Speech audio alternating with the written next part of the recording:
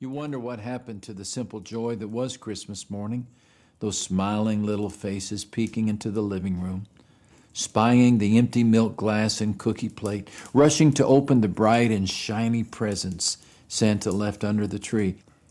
If that's the case for you, if you've lost some of that Christmas joy and right now you're looking forward to December 26th more than December 25th, then I have a story for you to consider.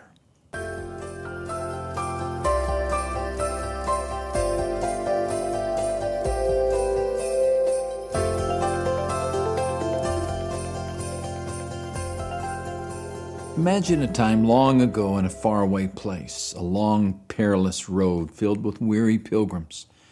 And right in the middle of this congested, dust-filled road, a young girl. As much as she tries to keep a good attitude, it's not easy.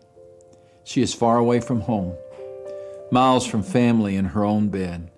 She spent the last few days on crowded roads enduring the winter chill. Money is scarce. Friends are nowhere near. A warm bed and a hot meal, the prospects are slim. Her heart aches for her family.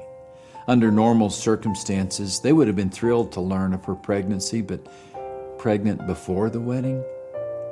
With her conservative family and her bizarre explanation, and to have to tell the man she was to marry that she was carrying a child who wasn't his? It was a miracle he still married her. And another miracle is what she needs tonight. She had envisioned giving birth at home, mom holding one hand and an aunt the other, a midwife, doting relatives, Joseph, and a crowd of neighbors just outside the door. Perhaps if they could have all experienced the birth of her firstborn together, then they would believe her story. At least that's how I imagine Mary felt. Of course, I could be wrong. Perhaps the feed trough and stable were her idea, but I don't think so. I've yet to meet a mother-to-be who dreams of using a cow stall for a delivery room and a manger for a bassinet. When Joseph returned from the inn and asked if she was allergic to sheep, it's a safe hunch to say she was chagrined. This wasn't how she had planned to celebrate the birth of Jesus.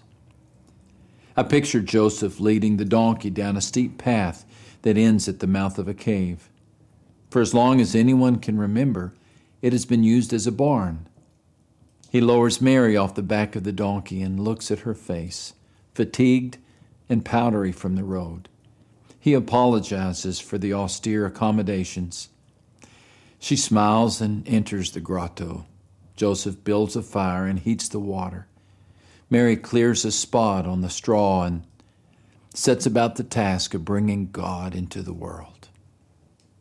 With cows as her witnesses and Joseph as her midwife, she does just that.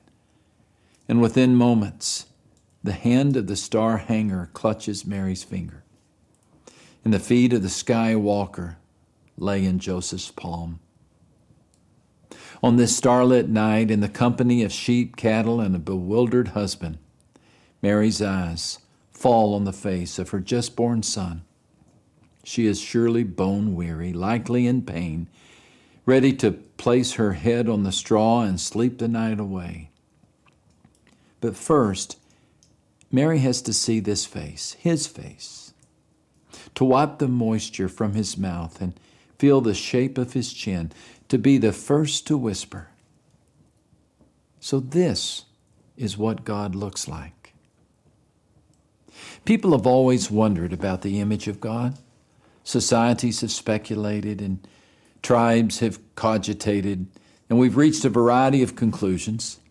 God has been depicted as a golden calf and a violent wind and an angry volcano.